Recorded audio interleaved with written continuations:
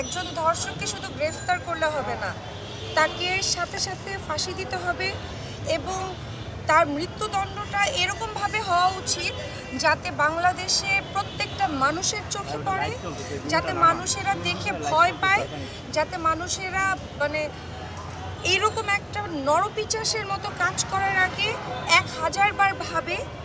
আমাদের মায়েরা, বোনেরা, সন্তানেরা কেউ নিরাপদ না। একটা 3 বছরের বাচ্চা থেকে শুরু করে একটা 70 বছরের মহিলা পর্যন্ত নিরাপদ না।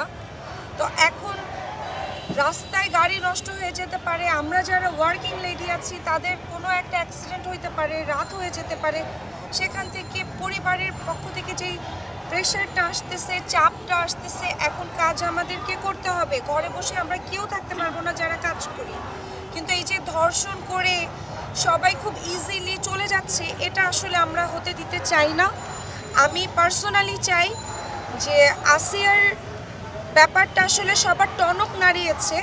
শুধু এক আসিয়াকে আমরা চোখের সামনে দেখতে পাচ্ছি, আপনারা পিছনে গেলে দেখবেন এরকম অনেক আসিয়া আছে।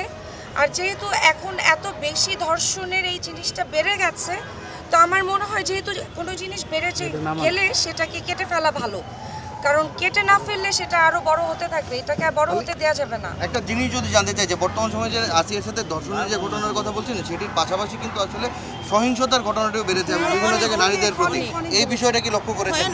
ভয়ঙ্কর ভাবে আপনি বুঝেন, মানে একটা নারীকে, একটা বাচ্চা মেয়েকে, একটা মহিলাকে, একটা বৃদ্ধ মানুষকে কি নরপিচাসের মতো করে তারা আঘাত করে, যে ডক্টর, নার্স থেকে শুরু করে যারাই বের হয় তাদের চোখে পানি থাকে।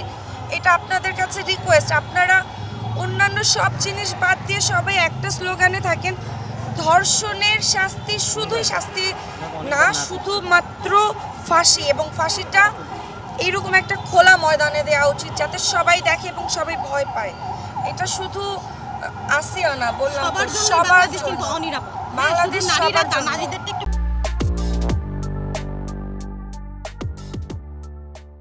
বেশি হচ্ছে কারণ নারীরা তো সবসময় সফট।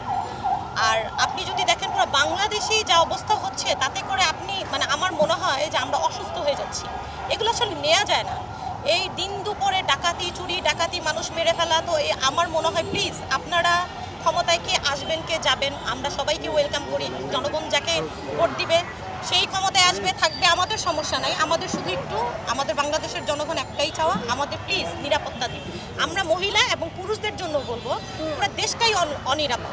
আপনারা নিরাপত্তা দিন, বাংলাদেশের মানুষ যেন অন্তত শান্তিতে